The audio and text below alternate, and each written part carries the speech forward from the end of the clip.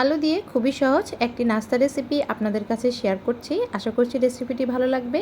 তো ভিডিওর শুরুতে অবশ্যই একটি লাইক দিয়ে পুরো ভিডিওর সাথে থাকার চেষ্টা করবেন এবং ভিডিওটি দেখার পর যদি ভালো লাগে সুন্দর একটি কমেন্ট করে যাবেন এবং সেই সাথে চ্যানেলটি সাবস্ক্রাইব করে আমার পাশে থাকার চেষ্টা করবেন। এখানে দুটো আলু ভালোভাবে সেদ্ধ করে নিয়েছি, আলুগুলো ম্যাশ করে নিয়েছি। এরপরে দিয়ে দিচ্ছি হাফ কাপ পরিমাণ কর্নফ্লাওয়ার, স্বাদ মতো লবণ, আর দিয়ে দিচ্ছি 5-7টার মতো কাঁচামরিচ কুচি আর কিছু ধনিয়া পাতার কুচি। এখন সবগুলো উপকরণ হাত দিয়ে ভালোভাবে মাখিয়ে নিচ্ছি। একটু স্মুথভাবে মাখিয়ে নিতে হবে যাতে আলুগুলোর মধ্যে কোনো দানা দানা ভাব না থাকে। তো মাখিয়ে নেওয়া হয়ে গেছে। এখান থেকে অল্প একটু নিয়ে হাতের মধ্যে নিয়ে এইভাবে লম্বাটে করে শেপ দিয়ে নিচ্ছি। আর একইভাবে আমি সবগুলো নাস্তা রেডি করে নিচ্ছি। তো সবগুলো নাস্তা আমার রেডি হয়ে গেছে। নাস্তাগুলোর উপরে হালকা একটু ডিজাইন করে নিয়েছি, দেখতে পাচ্ছেন।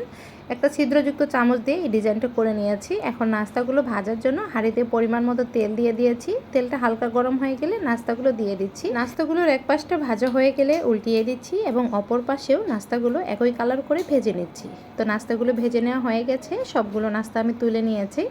দেখুন নাস্তাগুলো কেমন হয়েছে। তো এই ছিল আজকের রেসিপি। আশা করছি রেসিপিটি ভালো লেগেছে। রেসিপিটি ভালো লাগলে প্লিজ একটা লাইক দিয়ে দিবেন এবং চ্যানেলটি সাবস্ক্রাইব করে রাখবেন। যারা এতক্ষণ সাথে ছিলেন সবাইকে ধন্যবাদ জানিয়ে বিদায় নিচ্ছি। আল্লাহ হাফেজ।